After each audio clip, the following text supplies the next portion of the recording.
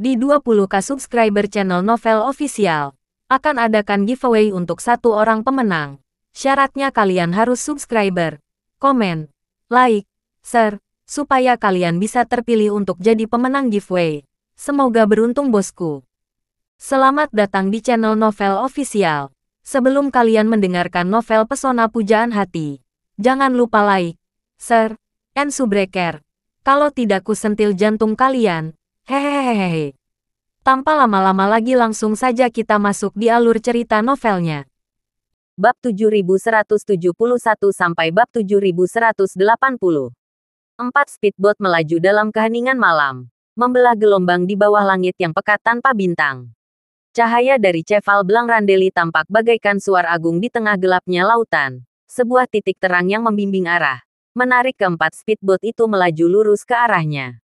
Pria-pria bertopeng hitam yang membawa peluru tajam dalam senjata mereka sangat menyerupai sosok-sosok berpakaian gelap yang pernah menghabisi keluarga Aker di New York.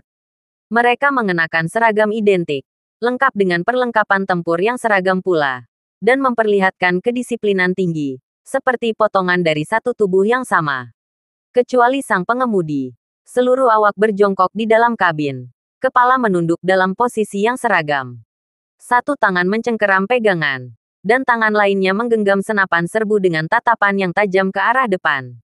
Sekira 1 mil dari mulut teluk berbentuk huruf C tempat Cheval Blanc Randeli berada, salah satu pria di speedboat mengaktifkan interkomnya dan memerintah dengan tegas, semua perahu perlambat dan matikan mesin. Serempak, keempat perahu itu segera memperlambat laju dan mematikan mesin. Dalam sekejap, suara deru motor lenyap di telan malam. Para pria berpakaian hitam pun bergerak serempak, menarik dayung berbahan serat karbon dari kaki mereka. Tanpa satu kata pun, mereka mulai mendayung dengan irama yang presisi. Kanan dan kiri bergerak selaras, mengarungi laut menuju tujuan. Laju mereka memang tak secepat saat bermesin, namun keheningan total menjadi keunggulan. Tak ada bunyi yang keluar selain desir air laut yang tergeser dayung, dan itu pun tenggelam oleh gumaman ombak. Tak seorang pun di pulau menyadari kehadiran mereka. Keempat speedboat itu menjelma seperti bayangan hitam yang merayap diam-diam, menyatu dengan laut dan gelapnya malam, bergerak tak terdeteksi menuju Cheval Blanc Randeli. Namun, betapapun lihainya mereka, bagi Charlie, mereka sudah lebih dulu terpantau. Ia telah lama memperhatikan gerak-gerik 40 pria berseragam hitam itu, dan entah bagaimana, Charlie yakin, mereka semua kini berada dalam genggamannya. Seketika itu pula, ia menyadari bahwa orang-orang ini bukan sembarang pasukan. Mereka menunjukkan kedisiplinan militer tingkat tinggi. Charlie mencurigai bahwa mereka adalah prajurit bayangan milik perkumpulan penghancur King. Namun pikirannya segera menampik kemungkinan itu. Jika benar mereka adalah pasukan khusus milik Victoria, mengapa yang dikirim hanya tentara mati? Seharusnya, jika identitas Charlie telah terbongkar, Victoria tak akan ragu menurunkan salah satu dari 3 tetua, atau bahkan ketiganya sekaligus. Lantas, dari mana datangnya pasukan ini? Sambil berpikir, Charlie memperhatikan keempat speedboat yang kini mulai memasuki wilayah teluk dengan gerakan hening dan pasti. Di siang hari, pintu masuk teluk biasa dipenuhi oleh kapal-kapal dari Cheval Blanc Randeli. Tapi saat malam menjelang, kebanyakan kapal yang sebelumnya membawa tamu bersenang-senang telah kembali, dan kapal-kapal resort lainnya telah ditarik ke dermaga. Begitu keempat perahu menyusup masuk, terdengar suara sang pemimpin melalui interkom. Sebagian besar penghuni pulau ini tengah berpesta malam ini. Target kita pasti berada di sana. Setelah mendarat, hal pertama yang harus kita lakukan adalah menyingkirkan semua staf di sekitar dermaga. Lalu, kepung Seafi Ubar tempat pesta digelar. Kuasai seluruh pengunjung dan pastikan tak ada satupun yang melarikan diri. Setelah target kita diatasi, patuhi perintah untuk segera mundur. Jelas, jelas, jawab seluruh anak buah dengan kompak. Suara mereka terdengar dalam satu denyut di interkom. Keempat speedboat itu kini berada begitu dekat dengan Charlie. Mereka telah memasuki mulut teluk berbentuk C, dan rumah laut tempat Charlie dan Claire menginap, yang disebut sebagai Water Villa, berada di dasar huruf C itu, menjulur ke laut lewat 2 jembatan kayu. Wilayah publik dan pusat aktivitas Cheval Blanc Randeli terletak di bagian tengah pulau. Sementara villa-villa lain bergaya tropis tersebar di atas pulau. dikenal sebagai rumah pasir. Charlie mendengarkan seluruh percakapan mereka dengan jelas. Tapi ada satu hal yang membuatnya mengerutkan kening. Semua pria berpakaian hitam itu berbicara dalam bahasa Mandarin yang fasih. Di saat bersamaan, sang pemimpin pasukan kembali memberi perintah. Suaranya dingin seperti baja. Setelah mengepung Seafi Ubar, Tim 1 dan Tim 2 bertanggung jawab menjaga perimeter luar. Tim 3 lakukan penyisiran menyeluruh dalam radius 300 meter dari bar. Siapapun yang terlihat harus dilenyapkan, tanpa pengecualian. Tim 4 ikut bersamaku ke dalam bar. Mengerti, mengerti. Suara jawaban kembali terdengar nyaring.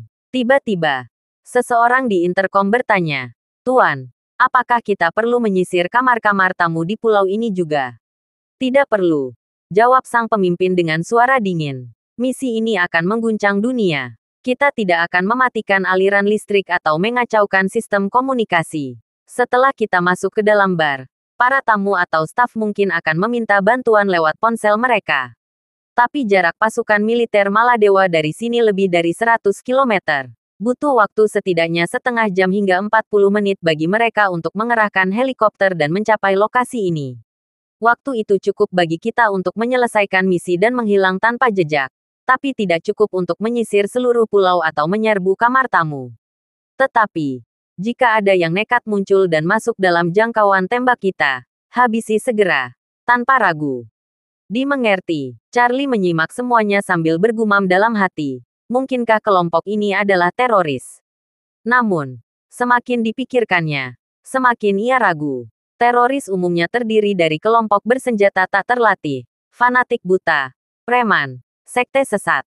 Mereka brutal, memang, tapi nyaris tak punya disiplin atau pengetahuan militer yang layak. Mereka bisa mengangkat AK dan menembak membabi buta. Tapi jika harus diadu dengan pasukan terlatih, bahkan tentara negara dunia ketiga pun bisa mengalahkan mereka. Sedangkan orang-orang ini sangat berbeda. Mereka adalah produk pelatihan militer modern. Bukan sekadar tentara bayaran biasa, tapi pasukan dengan disiplin dan efektivitas yang hampir menyamai pasukan elit. Pasukan sekelas ini bukan sesuatu yang bisa dilatih oleh organisasi teroris manapun. Seperti seekor phoenix, mereka tidak mungkin lahir dari kandang ayam. Awalnya, Charlie sempat lega karena kelompok itu tampaknya tidak akan menyerang kamar-kamar tamu. Ia pun berniat untuk tidak ikut campur dalam kekeruhan ini. Namun, hatinya kembali diliputi keraguan. Ia teringat akan ayah dan ibu mertuanya yang kini sedang menikmati pesta. Ia tak bisa membiarkan mereka menjadi korban. Tujuan awal mereka ke tempat ini adalah untuk berlibur, bukan untuk dikubur di negeri asing. Keputusan pun diambil. Ia segera kembali ke kamar dan menghampiri Claire. "Istriku, kamu capek, mau istirahat sekarang?" tanyanya lembut. Claire yang sedang menonton siaran langsung, melepas satu earphone-nya dan tersenyum. "Kenapa? Kamu yang lelah?" Charlie tidak ingin berdebat. Ia hanya melangkah mendekat dan menatap istrinya dalam-dalam. "Sayang, lebih baik kamu tidur awal malam ini." Tanpa menunggu jawaban, ia menepuk lembut bahu Claire. Aliran energi spiritual mengalir dari telapak tangannya ke tubuh sang istri. Seketika, kantuk menyerang Claire tanpa peringatan. Dengan bingung, ia bergumam, "Kenapa tiba-tiba aku jadi sangat mengantuk?" Charlie segera menopangnya, membawanya masuk ke kamar tidur dan berbisik pelan. "Kamu pasti masih kelelahan setelah perjalanan panjang. Tidurlah. Istirahat yang cukup. Kamu akan merasa lebih segar saat bangun nanti." Claire nyaris tak bisa merespons. Ia hanya menggumam, "Aku benar-benar ngantuk sekali. Aku tidur dulu. Kamu juga cepat istirahat ya." Belum sempat kalimat itu selesai, ia sudah terlelap di atas kasur. Melihat istrinya tidur tenang, Charlie mematikan semua lampu, lalu melangkah keluar kamar dengan langkah cepat. Di luar sana, 4 speedboat penuh pria berbaju hitam telah merapat diam-diam ke dermaga. Orang-orang yang larut dalam pesta di Seafi Ubar sama sekali tidak menyadari bahwa bencana tengah mendekat secara perlahan. Korban pertama adalah para penjaga keamanan pulau yang berjaga di sekitar dermaga. Di Maladewa, sebuah negara kepulauan yang terdiri dari pulau-pulau mandiri dan umumnya dikunjungi oleh para wisatawan kelas atas, masalah keamanan hampir tidak pernah menjadi sorotan. Para penjaga pun cenderung lengah, bersantai tanpa membawa senjata. Ketika sekelompok pria berseragam hitam menginjakkan kaki di pulau itu, para penjaga yang tidak curiga langsung menjadi sasaran tembakan senapan serbu berperedam. Belum sempat menyadari bahaya yang mengintai, tubuh mereka sudah tidak bernyawa. Dengan gerakan yang terlatih dan sistematis, para pria berseragam hitam itu segera membentuk formasi pasukan profesional. Mereka membagi sisi diri menjadi 3 tim, satu menyisir kiri dermaga, satu di kanan, dan sisanya menjaga pusat. Saat itu, sebagian besar penghuni pulau tengah menikmati waktu di dalam bar. Di gedung administrasi, beberapa staf masih berjaga, sementara yang lainnya tengah menikmati waktu istirahat. Tak satu pun dari mereka menyadari ancaman yang tengah menjalar dari luar. Di luar Seaviu Bar, sekitar penjagaan berjaga. Setengah dari mereka adalah orang-orang kepercayaan Bernard Arnault, sementara sisanya bekerja untuk Tawana. Sebagian dari para pengawal itu adalah praktisi bela diri. Lainnya adalah mantan tentara bayaran yang berpengalaman. Namun, mereka memiliki satu kesamaan yang mencolok. Sudah terlalu lama tidak menyentuh medan tempur yang sebenarnya. Kaum kaya biasanya memiliki sistem keamanan berlapis. Dan para pengawal sering menjadi barisan terakhir yang akan bergerak bila situasi memburuk. Akibatnya, para penjaga ini terbiasa hidup nyaman. Makan dan minum bersama para tamu kaya, larut dalam kemewahan, hingga refleks serta mengajari tempur mereka perlahan-lahan tumpul. Oleh karena itu, pada saat itu, tak satu pun dari mereka menyadari bahwa bahaya sudah begitu dekat. Dalam permainan kelas tinggi, kesempatan yang dimiliki musuh terkadang hanya sepersekian detik. Jika kamu mampu merebutnya, masih ada peluang untuk selamat. Tapi jika tidak, yang menanti hanyalah kematian. Sementara para pengawal itu masih asyik bercanda dan tertawa. Para pria berseragam hitam mendekat dengan pelan. Namun pasti, hingga akhirnya mereka masuk dalam jangkauan senapan serbu yang efektif. Saat posisi mereka telah ideal, tim utama yang berada di tengah menghentikan langkahnya. Namun, tim dari sisi kiri dan kanan terus-menerus maju, melingkari secara diam-diam. Dan pada momen yang telah ditentukan, tembakan serempak pun pecah dari kedua sisi. Mereka memilih menembak samping untuk menghindari risiko peluru menembus jendela kaca bar. Jika jendela pecah, ketakutan di dalam tidak dapat dihindari, dan rencana bisa berantakan. Namun, tembakan dari kedua sisi menyapu bersih para pengawal tanpa menyisakan celah. Dalam sekejap, tubuh-tubuh itu bersimbah darah. Namun orang-orang di dalam bar masih belum menyadari satu hal pun. Sementara itu, Charlie tidak langsung menuju bar. Ia memanfaatkan pengetahuan yang pernah diajarkan Hugo tentang sistem komunikasi. Dengan energi spiritualnya, ia memutus aliran listrik ke menara sinyal di pulau. Sebagai negara kepulauan, Maladewa memiliki sistem mandiri untuk masing-masing pulau. Listrik dipasok oleh gabungan pembangkit listrik diesel dan panel surya, lengkap dengan baterai penyimpanan energi. Tak ada kabel panjang dari ibu kota. Demikian pula dengan pasokan air tawar. Seluruh kebutuhan udara bergantung pada teknologi desalinasi air laut. Bahkan ibu kota Mel pun tak sanggup mengirim pasokan udara dan listrik ke pulau-pulau lainnya. Untuk komunikasi, pulau-pulau eksklusif seperti Cheval Blanc Randeli memiliki stasiun pangkalan satelit sendiri, memberikan sinyal internet dan komunikasi bagi seluruh wilayah. Maka, cara paling efisien untuk memutus hubungan sebuah pulau dengan dunia luar adalah dengan menonaktifkan stasiun pangkalannya. Berbeda dengan pria-pria berseragam hitam yang berniat menimbulkan kekacauan besar, Charlie malah khawatir akan dampaknya. Jika benar terjadi cakupan yang besar, pemerintah setempat pasti akan turun tangan. Dan kejadian ini bisa menggema ke ranah internasional. Bila sampai ke titik itu, baik dirinya maupun keluarganya tidak akan memiliki ruang untuk menyelamatkan diri. Bahkan jika berhasil lolos, otoritas pasti akan menelusuri data pergerakan orang di pulau itu. Apalagi jika ada warga asing yang hilang, maka laporan kedutaan adalah hal yang pasti, dan situasi bisa memburuk secara drastis. Oleh karena itu Charlie harus memastikan satu hal terlebih dahulu, tidak boleh ada satupun informasi yang bocor dari pulau ini. Begitu yakin bahwa tak ada sinyal operator atau jaringan Wi-Fi yang tersisa, Charlie segera melesat menuju bar. Sementara itu, para pria berseragam hitam yang telah anggota pengawal di luar bar langsung bergerak sesuai rencana. Pemimpinnya berseru dingin, "Ambil alih bar sesuai rencana. Tim 4, ikut aku masuk." Kapten Tim 4 lalu bertanya. Bos, apakah kami boleh menembak secara acak lalu masuk ke dalam? Tentu saja tidak. Pemimpin itu membentak dengan suara tajam. Ada tamu-tamu penting malam ini. Termasuk penyanyi favoritku, Tawana Sweet. Kalau kalian membantai semua orang, itu akan jadi kerugian yang tak terhitung. Senyumnya berubah menjadi licik saat berkata, malam ini, kita bisa menembak 4 burung dengan 1 batu. Tapi, kita harus pandai mengatur tempo dan suasana. Jadi masuk. Kendalikan semua orang secepat mungkin. Kalau ada yang berani melawan dan mengancam nyawa kalian, baru tembak. Tapi selain itu, tidak ada satupun dari kalian yang boleh melepaskan tembakan tanpa perintah dariku. Jelas. Ya ampun, jawab mereka serempak. Sementara itu, di dalam bar, Tawana baru saja menyelesaikan lagu terakhirnya. Suasana di dalam sangat meriah. Para tamu larut dalam anggur dan musik.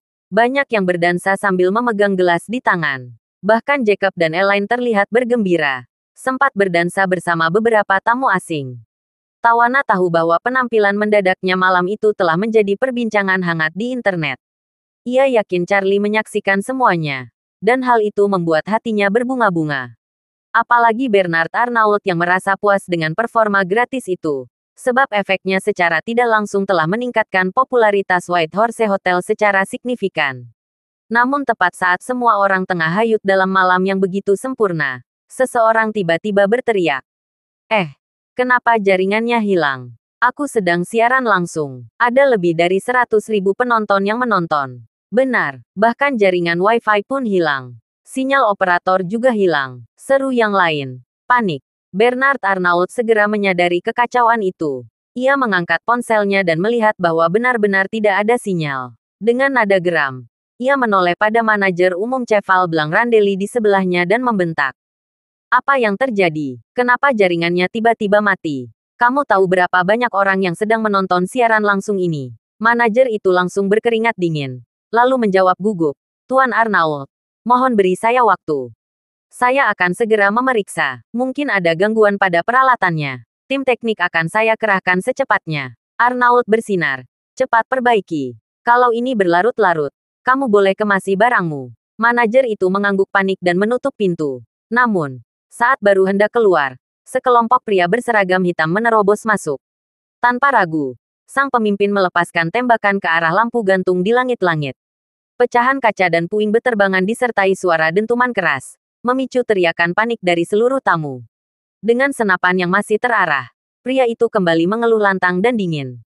Semuanya, angkat tangan kalian dan jongkok sekarang juga. Kalau tidak, aku tak segan menghabisi kalian satu persatu. Saat ini, suasana bar benar-benar kacau balau. Orang-orang yang sebelumnya tengah menikmati alunan musik, meneguk minuman, atau menari mengikuti irama, kini berhamburan dalam kepanikan. Teriakan ketakutan membahana di setiap sudut ruangan. Namun meski diliputi rasa takut, tak seorang pun dari mereka berani melawan para pria berpakaian serba hitam yang membawa senjata. Dengan pasrah, mereka mengangkat tangan tinggi-tinggi, lalu berjongkok di lantai sambil gemetar. Bernard Arnault tampak sangat ketakutan. Naluri pertamanya mengarah pada satu dugaan. Orang-orang ini pasti datang untuk menculiknya. Bagaimanapun, ia bukanlah sosok sembarangan. Namanya tercantum dalam daftar orang kaya versi Forbes. Seorang miliarder kelas dunia. Tawana pun tak kalah panik. Ketakutan menyelimuti raut wajahnya. Dan instingnya pun berkata bahwa orang-orang bersenjata ini mungkin saja memburunya. Ia masih belum melupakan kejadian serupa yang baru saja dialaminya di Jepang. Salah satu pria berpakaian hitam melangkah maju ke arah Bernard Arnault. Dengan gerakan cepat seperti menangkap seekor kelinci, dia menarik pria tua itu dari tengah kerumunan. Senyum sinis terukir di wajahnya. Tuan Arnault, katanya dengan nada mencemooh.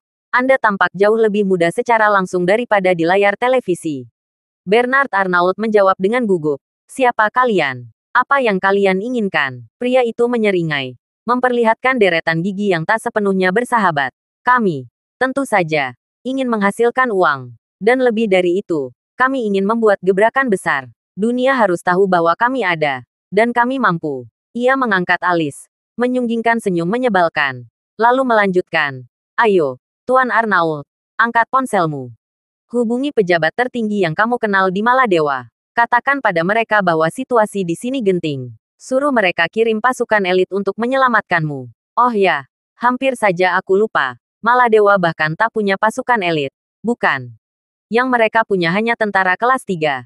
Kurang terlatih dan kekurangan fasilitas. Bernard Arnault yang gemetar ketakutan menjawab dengan nada penuh harap. Tenang saja. Saya bersumpah tak akan melaporkan ini diam-diam kepada siapapun. Kalau kalian menginginkan uang, seluruh dana tunai di Cheval Blanc Randeli bisa kalian ambil. Kalau itu belum cukup, beri saya nomor rekening. Saya bisa menyuruh asisten saya untuk mentransfer dana saat ini juga. Asalkan kalian tidak melukai kami, semuanya akan baik-baik saja. Mendengar itu, ekspresi pria berpakaian hitam berubah drastis. Amarah membara terpancar dari matanya. Ia tiba-tiba mengayunkan tangan dan menamparkan Bernard Arnault keras-keras hingga darah mengalir dari sudut bibir pria tua itu. Apakah kamu pikir aku sedang bercanda? Aku bilang hubungi mereka. Kalau kamu mengoceh satu kata lagi, aku akan patahkan kedua kakimu. Bernard Arnault baru sadar bahwa orang di hadapannya memang ingin dia meminta bantuan, bukan menyerah begitu saja. Dengan hati-hati, dia bertanya, saya punya nomor kontak Menteri Pertahanan mereka. Apakah saya boleh menghubunginya langsung? Tentu saja, jawab pria itu sambil menyeringai penuh tekanan. Hubungi sekarang.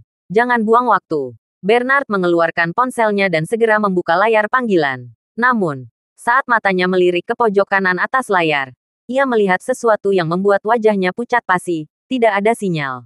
Dengan nada menyesal, ia berkata, maaf, sepertinya ada gangguan jaringan.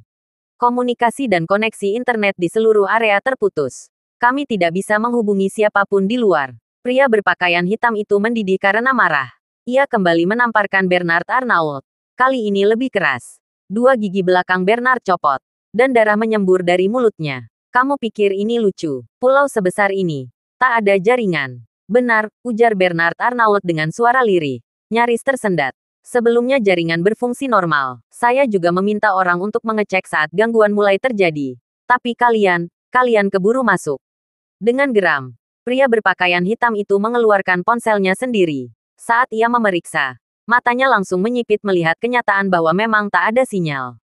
Rasa frustrasi dan murka memenuhi wajahnya. Hari ini seharusnya menjadi panggung besar. Ia telah merancang pertunjukan yang akan menggemparkan dunia. Tapi semua itu menjadi berantakan hanya karena jaringan terputus. Dengan mata memerah, ia mencengkeram kerah Bernard Arnault dan menggertakkan gigi. Aku tidak peduli bagaimana caranya. Kamu harus menghubungi pihak berwenang Maladewa. Kalau tidak, aku akan membunuhmu di sini sekarang juga. Lalu, ia mengalihkan pandangan pada Tawana, yang berdiri ketakutan di antara kerumunan. Nona Sweet, ucapnya tajam. Anda seorang bintang internasional. Pasti Anda punya koneksi ke otoritas Maladewa, bukan? Tawana menggeleng cepat seperti boneka mekanik. Ini pertama kalinya aku datang ke Maladewa. Aku tidak sempat mengenal siapapun dari pemerintah. Sialan, Tristan. Pemimpin kelompok berpakaian hitam itu mengangkat pistol dan tanpa ragu menembak lutut kanan Bernard Arnault. Terdengar suara tulang remuk yang menjijikkan. Tempurung lututnya hancur. Darah dan serpihan tulang muncrat ke segala arah. Bernard terkapar, berguling-guling di lantai sambil menjerit memilukan seperti hewan disembelih. Kesakitannya tak tertahankan. Cheval Blanc Randeli adalah pulau milikmu. Pekik Tristan sembari menodongkan pistol ke arahnya. Jadi kamu bertanggung jawab atas apapun yang terjadi di sini. Temukan cara memulihkan jaringan. Atau aku akan mengakhiri hidupmu sekarang juga. Dengan tubuh penuh luka, Bernard memanggil manajernya. Cepat, hubungi teknisi. Periksa semua sistem. Cari tahu apa yang terjadi. Tristan pun memberi perintah pada anak buahnya. Awasi orang itu. Kalau dia coba bermain kotor, habisi di tempat. Siap. Beberapa pria berpakaian hitam segera menyeret manajer yang sudah pucat pasi keluar ruangan. Saat itu, Tristan melangkah ke atas panggung tempat Tawana baru saja tampil. Lalu meraih mikrofon dengan percaya diri. Tenanglah semuanya, katanya dengan senyum mengerikan. Perkenalkan, nama saya Tristan Waldron. Saya anggota organisasi tentara bayaran terkenal, Istana Wanlong. Selama kalian bekerja sama, tak satu pun akan terluka. Tapi siapapun yang mencoba mempermainkan saya, maka peluru ini akan menembus kepalanya. Istana Wanlong. Kerumunan langsung heboh. Wajah-wajah panik kini berubah menjadi terkejut, termasuk wajah Hamid yang berdiri tak jauh dari panggung. Refleks pertamanya adalah mengungkap identitasnya. Ia ingin memberitahu Tristan bahwa dirinya punya hubungan baik dengan Porter, bos besar Istana Wanlong. Namun, Sesaat kemudian ia ragu. Ada yang tidak beres. Ia tak tahu persis gaya operasi Istana Wanlong sebelumnya. Tapi satu hal yang pasti, organisasi yang kini berada di bawah kendali Charlie tidak akan pernah melakukan aksi teror semacam ini. Apalagi Charlie sendiri ada di pulau ini. Bahkan Porter pun tak akan berani bertindak liar. Apalagi orang seperti Tristan. Kesimpulannya jelas, Tristan ini hanyalah penipu yang mencatut nama Istana Wanlong. Tapi mengapa? Lalu pikiran Hamid bergerak cepat. Ia sadar, kelompok ini sepertinya memang berniat menciptakan kekacauan berskala besar, memanipulasi opini dunia, dan mencoreng nama Istana Wanlong. Tujuan mereka, membuat dunia percaya bahwa Istana Wanlong adalah dalang aksi teroris. Saat itulah, Tristan yang berada di atas panggung menyapu pandangan ke arah kerumunan. Tatapannya akhirnya berhenti pada sosok Hamid, yang berdiri di antara dua wanita hamil. Pupil matanya menyempit seketika, namun dalam sekejap, ia mengalihkan pandangan dan berpura-pura tak memperhatikan. Sebenarnya, malam ini, Hamidlah target utama sesungguhnya. Hamid sama sekali tidak menyadari bahwa dirinya telah menjadi incaran dari pihak lain. Ia meyakini bahwa target sesungguhnya dari kelompok misterius ini adalah Istana Wanlong, atau bisa jadi organisasi tentara bayaran lain yang tengah bersaing dengan mereka.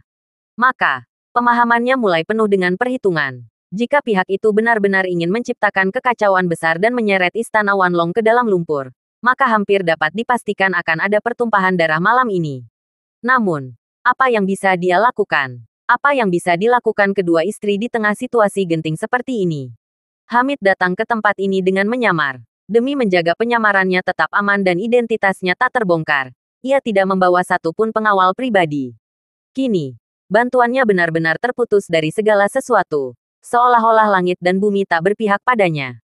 Tepat ketika harapannya mulai terdengar sekilas pada sosok Jacob dan Elaine yang tengah berjongkok di tengah kerumunan. Wajah mereka tertunduk di balik telapak tangan. Saat Hamid menarik napas dalam-dalam, seolah menemukan secercah cahaya, lalu tersedak dalam hati. Mereka berdua adalah mertua dari saudara York. Jika begitu, saudara York pasti tidak akan tinggal diam, bukan? Selama kami bisa bertahan hingga saudara York tiba, kami masih punya peluang untuk selamat, bukan? Ia pernah datang ke markasku seorang diri, diam-diam, dan tak satu pun yang bisa menandinginya. Menghadapi orang-orang ini, seharusnya bukan masalah besar baginya. Hamid pun menoleh. Matanya berlari masuk, mengamati para pria berbaju hitam bersenjata lengkap yang berjaga dengan ekspresi dingin. Ia menghela nafas dalam hatinya. Saudara York, kenapa kamu tidak datang ke pesta ini? Jika kamu berada di sini, bukankah orang-orang bodoh ini akan langsung bertekuk lutut hanya dalam sekejap? Tapi bagaimana kalau kamu tidak mengetahui situasi di sini? Tak masalah jika kamu tidak bisa menyelamatkanku. Tapi kalau sampai ayah dan ibu mertuamu celaka, bagaimana kamu akan menjelaskannya kepada istrimu? Sementara itu, pemimpin kelompok pria berseragam hitam itu melirik ke arah Hamid dengan sudut matanya. Ia menyadari bahwa Hamid berkali-kali menatap pintu masuk dengan diam-diam. Dalam hati, ia mencibir. Apakah orang ini berharap seseorang akan datang menyelamatkannya? Aku tahu dengan jelas, dia datang tanpa pengawal. Siapa pula yang bisa menyelamatkannya? Ia pun segera memberi isyarat pada anak buahnya untuk bersiap menjalankan rencana berikutnya. Begitu jaringan komunikasi pulih, mereka akan memaksa para turis dan selebritis yang hadir untuk menyiarkan acara ini secara langsung di internet. Di tengah siaran itu, mereka akan melakukan pembunuhan, menghabisi Hamid, lalu menuangkan semua tuduhan ke Istana Wanlong, dan segera menghilang sebelum pasukan pemerintah Maladewa sempat bergerak. Sementara itu, Charlie bergerak perlahan mendekati bar. Dari kencannya, ia melihat beberapa pria berpakaian hitam keluar bersama manajer pulau. Ia langsung menduga bahwa mereka bermaksud memperbaiki jaringan komunikasi yang mencakup area bar tersebut. Ia menyimpulkan bahwa situasi masih terkendali. Mereka belum akan membunuh siapapun sebelum jaringan tersambung. Tanpa membuang waktu, Charlie membuntuti mereka dari kejauhan. Begitu rombongan itu menelusuri jalan kecil yang tersembunyi di hutan lebat Pulau Baima dan keluar dari pandangan para penjaga, Charlie tiba-tiba berseru dari belakang, "Berhenti di tempat." Serentak, para pria itu berbalik sambil mengangkat senjata. Laras hitam diarahkan ke dada Charlie. Salah satu dari mereka, dengan suara kasar dan penuh ancaman, bertanya, "Siapa kamu?" "Cari mati." Ya, namun Charlie justru melangkah maju dengan tenang. Senyumnya samar. Katanya datar, "Benar, aku memang sedang mencari kematian. Kalau kamu merasa mampu, tembaklah." Manajer pulau yang mengenali Charlie buru-buru berseru. Tuan Wade, tolong jangan nekat. Mereka benar-benar bisa membunuh. Di luar restoran tadi, banyak mayat bergelimpangan, dan tanah berlumuran darah. Charlie hanya tersenyum, ringan dan tenang. Tenang saja, mereka memang bisa membunuh orang lain. Tapi aku bukan orang biasa yang bisa mereka bunuh. Mendengar itu, pria di tengah mencibir penuh amarah. Sialan, kamu pikir ini syuting film? Mati saja kau. Ia pun mengangkat senjatanya, melepaskan tembakan. Namun, dalam sepersekian detik berikutnya, wajahnya berubah panik. Pelatuk senjata yang biasa ditariknya dengan mudah kini terasa seperti melekat, seolah dilas mati. Ia menarik dengan kekuatan tenaga. Otot-otot lengan menegang. Pembuluh darah mencuat. Tapi pelatuk itu tetap tak bergeming. Rasa sakit yang mencabik sendi menyergapnya, membuat wajahnya penuh peluh dingin. Namun tetap, senjata itu tak bisa digunakan. Ia mulai ketakutan. Orang ini aneh. Cepat, tembak dia, teriakannya pada rekan-rekannya. Namun malapetaka sudah menyebar. Satu persatu mereka menyadari pelatuk senjata mereka juga terkunci rapat. Beberapa orang berteriak panik. Senjataku rusak. Senjataku juga. Kapten mereka mencoba mengaktifkan komunikator. Namun tangannya seperti lumpuh. Tak mampu digerakkan. Wajahnya langsung pucat pasi. Dengan suara gemetar, dia bertanya pada Charlie. Siapa kamu sebenarnya? Ini ulahmu. Charlie mencibir. Ini bukan ulah kakekmu, tapi sihir kakekmu. Tatapannya berubah dingin. Ia menghardik. Jawab aku. Siapa kalian? Dan apa tujuan kalian di sini? Jika kamu jujur, aku akan memberikan kematian yang cepat. Tapi kalau kamu berbelit, aku bisa berharap mati sejak awal. Namun pria itu malah membentak balik. Aku tak peduli siapa kamu. Tak sepatah kata pun akan keluar dari mulutku. Kalau tidak percaya, silakan coba. Charlie mencibir dan berkata, aku akan mencoba ibumu. Kamu ini hanya sampah. Berani-beraninya melawanku. Ia pun mengeluarkan kartu kamar dari sakunya. Dengan satu lambaian tangan, aura spiritual yang melesat ke kartu itu melesat seperti kilat. Kartu itu meluncur cepat di udara, memotong kedua lengan pria itu dari bahunya. Semburan hebat dari luka darah yang terbuka lebar, menyiram wajah orang-orang di sekitarnya dengan aroma amis dan panas yang mengerikan. Namun kartu itu tetap bersih, seolah tak tersentuh noda. Setelah menorehkan kematian, kartu itu melayang kembali ke tangan Charlie, seolah memiliki kesadaran sendiri. Sejak dihancurkan oleh cincin Vera dan menara harta karun 4 sisi, kekuatan spiritual Charlie telah meningkat tajam. Meski pedang penusuk jiwa telah hilang, ia kini bahkan mampu menggunakan benda jaringan kartu kamar sebagai senjata mematikan. Orang-orang itu membeku dalam ketakutan. Pria yang ujungnya terputus hanya bisa menyembunyikan rasa sakit. Napasnya tersendat seperti anjing tua yang menghirup. Manajer pulau yang menyaksikan kejadian itu pun tak sanggup bertahan. Ia jatuh pingsan dengan mata terbalik. Charlie menoleh pada yang masih berdiri. Menatap dingin mereka. Kalian punya satu kesempatan terakhir. Siapa yang ingin bicara jujur? Salah satu dari mereka langsung berlutut.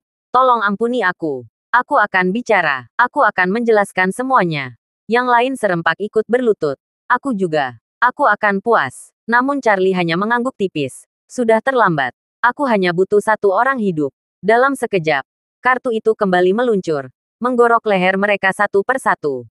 Tubuh-tubuh mereka tumbang. Tersungkur tak bernyawa. Satu-satunya yang tersisa mengompol ketakutan. Ia gemetar. Tubuhnya lemas tak berdaya. Baginya, Charlie bukan manusia, melainkan sura yang turun ke dunia. Dengan suara terputus, ia berkata, kami tentara membayar, disewakan oleh perusahaan Blackwater dari Amerika. Kami datang untuk membantu oposisi Suriah membunuh Hamid. Rencananya juga untuk menciptakan serangan teroris palsu dan menyalahkan Istana Wanlong. Charlie tertegun. Ia mengira mereka mengejar Tawana atau mungkin Bernard Arnault. Tak disangkanya, target mereka justru Hamid. Dan lebih dari itu, mereka berencana menyudutkan Istana Wanlong melalui rekayasa serangan teroris. Charlie bertanya dengan tajam. Cuma Hamid yang mereka bawa. Kalau Hamid mati, apa mereka bisa memerintahkan semua prajurit dan garnisonnya? Orang itu menjawab dengan cepat. Mereka sudah bersekongkol dengan seorang pejabat senior bawahan Hamid. Begitu Hamid mati, pejabat itu akan memimpin pemberontakan dan membawa sebagian pasukannya ke pihak yang bermusuhan. Dengan demikian, pangkalan Hamid bisa dikuasai dari dalam. Charlie mengangguk dalam diam. Strategi ini memang keji dan licik. Jika rencana ini berhasil, bukan hanya Hamid yang tumbang, tapi juga citra Istana Wanlong yang akan hancur total. Bahkan bisa jadi, mereka akan menggandeng Blackwater untuk menyerang Istana Wanlong secara terbuka. Charlie mulai mencium kutukan busuk di balik semua ini. Pihak-pihak yang menentang bahkan mempertahankan perjanjian mereka sendiri dengan Istana Wanlong. Ia merasa jijik. Tak ada yang lebih dibencinya selain pengkhianat yang menikam dari belakang. Mereka ingin membunuh dua burung dengan satu batu. Baik, maka hari ini, dia akan membuat mereka menembak kaki mereka sendiri. Perusahaan Blackwater. Mereka akan menyesal telah mencapai sarangnya Harvey. Di dalam bar yang semakin mencekam, pemimpin kelompok pria berbaju hitam menunggu tak ingin hanya duduk diam. Sinyal komunikasi kembali aktif. Pandangan matanya beberapa kali jatuh pada sosok Tawana. Wanita tinggi semampai dengan tubuh proporsional bak lukisan hidup, yang langsung memicu hasrat gelap dalam pikiran. Awalnya, malam ini dirancang untuk menjadi panggung tragedi berdarah. Sebuah aksi teror yang akan menggemparkan dunia. Maka, ia pun merasa tidak perlu lagi mengekang sisi buas dalam dirinya. Dengan senyum yang dipaksakan ramah, ia mendekati Tawana dan berkata, "Nona manis, sungguh di luar dugaan bisa bertemu Anda di sini. Anda adalah idola dan dewi dalam hidup saya. Saya sudah menonton Anda sejak lama." Tawana bergidik cemas. Dengan suara gemetar ia berujar, "Kalau begitu, bisakah kamu melepaskanku? Aku ke sini hanya untuk berlibur. Aku tak ingin mati di tempat ini." Tatapan pria itu menjadi dingin dan sinis. Ia menyuguhkan senyum tipis yang membuat darah siapapun membeku. "Nona Sweet, sejujurnya, kami sedang melancarkan serangan teroris. Bagiku, kekacauan semakin besar, semakin memuaskan. Kamu, seorang bintang besar, kebetulan berada di sini. Bagaimana mungkin aku menyia-nyiakan kesempatan emas seperti ini?" Tubuh Tawana bergetar hebat. Dadanya naik turun menahan tangis. Dengan suara tercekat, ia memohon, "Jika kamu menginginkan uang, aku bersedia memberikan semua uangku. Tolong, jangan sakiti aku." Tawa pria itu menggema, penuh nafsu dan kehinaan. "Kudengar kamu sangat terbuka dalam hal perasaan," ujarnya cabul. "Aku penasaran. Siapkah kamu ikut denganku menayangkan tayangan dewasa ke seluruh dunia setelah sinyal kembali menyala?" Tangis Tawana pecah tak terbendung. Ia menggeleng-gelengkan kepala dengan putus asa. Air matanya jatuh seperti hujan di musim tengkujuh. "Kumohon, jangan lakukan itu padaku. Aku tak ingin orang yang kucintai melihatku dalam keadaan sehina itu, bahkan jika aku mati." Ia mulai sadar bahwa malam ini bisa jadi akhir dari segalanya. Tidak hanya bagi dirinya sendiri, tapi juga bagi orang-orang di sekitarnya. Mereka sedang dihadapkan dengan posisi duduk biasa, tapi dengan sekelompok teroris keji, makhluk yang haus darah tanpa hati nurani. Yang paling menakutkan bukanlah kematian, tapi bayangan dirinya ditampilkan secara brutal di hadapan publik dunia. Ia tak sanggup membayangkan jika Charlie melihat dirinya seperti itu. Bahkan dalam kematian pun ia takkan tenang. Pemimpin pasukan berbaju hitam itu membukakan mata saat mendengar nama orang tercinta. Dengan suara serak penuh, ia berkata, "Kamu tidak ingin siapapun melihatnya. Tapi aku ingin seluruh dunia menyaksikannya. Aku ingin semua mata menyaksikan bagaimana aku merobohkanmu." Senyumnya berubah menjadi bengis, seperti iblis yang baru saja bangkit dari neraka. "Dan bukan hanya itu. Aku ingin mereka menyaksikan bagaimana aku membunuhmu." Melihat sosok Dewi yang puja mereka hancurkan perlahan-lahan, sampai tak tersisa apapun. Tawana menatap tajam dan berteriak penuh amarah, "Kamu iblis. Iblis terkutuk." Tertawa puas, pria itu berkata, "Kamu benar. Aku memang iblis. Dan jika kamu jatuh ke tanganmu, kamu akan berharap lebih baik mati sejak awal." Tiba-tiba ia mengangkat alis dan tersenyum keji. "Nona Sweet, aku dikenal cukup tangguh dalam urusan seperti ini. Tak perlu menunggu jaringan bermasalah. Bagaimana kalau kita langsung melakukannya di sini, di depan semua orang? Anggap saja pemanasan. Sebelum siaran resmiku yang sempurna dimulai." Tawana sudah berada di ujung batas keputusasaan. Dalam hatinya ia bahkan sempat berencana untuk mengakhiri hidupnya saat itu juga. Orang-orang terdekat yang menyaksikan kejadian itu nyaris pingsan, lalu melompat maju hendak melindungi sang putri. Namun langkah mereka segera dihentikan oleh moncong senjata para pria berseragam hitam. Dengan nada keras dan dingin, sang pemimpin mengancam, "Mulai saat ini, siapapun yang bergerak melebihi batas akan kutembak kepalanya." Orang tua Tawana pun tak bisa berbuat apa-apa. Mereka hanya mampu berjongkok di lantai, saling berpelukan sambil menangis terseduh-seduh. Tawana benar-benar kehilangan harapan. Ia merasa tak ada jalan keluar, bahwa ia dan kedua orang tuanya takkan bisa meninggalkan tempat ini dengan selamat. Di Tokyo dulu, Charlie datang menyelamatkan. Tapi kali ini, di Maladewa yang terpencil ini, ia tahu keajaiban itu tidak akan datang dua kali.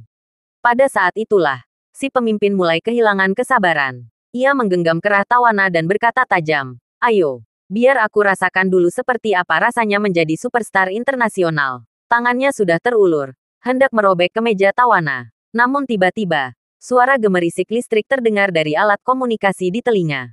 Seolah ada seseorang yang menekan tombol panggil, tapi tak mengucapkan kata pun, lalu segera melepaskannya. Dahinya berkerut, ia sempat mengira salah satu anak buahnya menghubunginya. Namun hanya sinyal terganggu. Tim 1, 2, dan 3 berjaga di luar. Hanya satu orang yang ia kirim untuk memperbaiki sinyal. Maka, ia segera mengeluarkan ponselnya, memeriksa ikon sinyal di pojok kanan atas.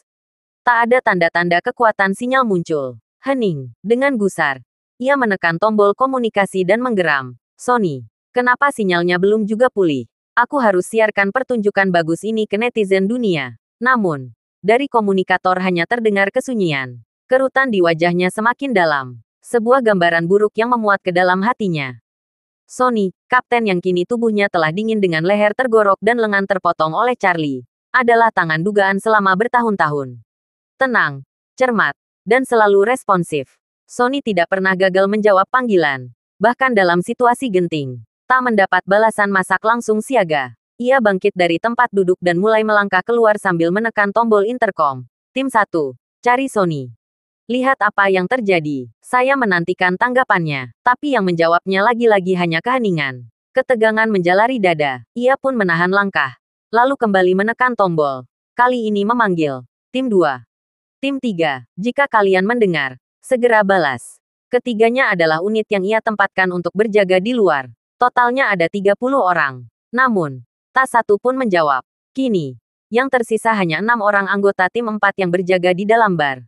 Sony dan 3 prajurit yang baru saja dikirim keluar, juga tak memberi kabar. Ketakutan mulai kenangani ingatan. Ia berbisik kepada salah satu anak buah. "Keluar dan lihat apa yang terjadi di luar sana." Pria berpakaian hitam yang dipanggil tampak gelisah, namun tak berani membantah. Ia pun menarik napas dalam, lalu perlahan berjalan menuju pintu. Namun begitu sampai di ambang pintu, langkahnya terhenti. Ia berdiri kaku, seperti membatu, tak bergeming. Sang pemimpin, yang melihat keanehan itu, berteriak dari belakang, "Hei! Apa yang kamu lakukan? Pergi dan periksa." Namun belum sempat kalimat itu selesai menggema, kepala pria tersebut tiba-tiba terjatuh dari pundaknya, menggelinding perlahan hingga berhenti tepat di kaki sang pemimpin. Terima kasih sudah mendengarkan cerita novel Pesona Pujaan Hati. Sampai jumpa di novel selanjutnya.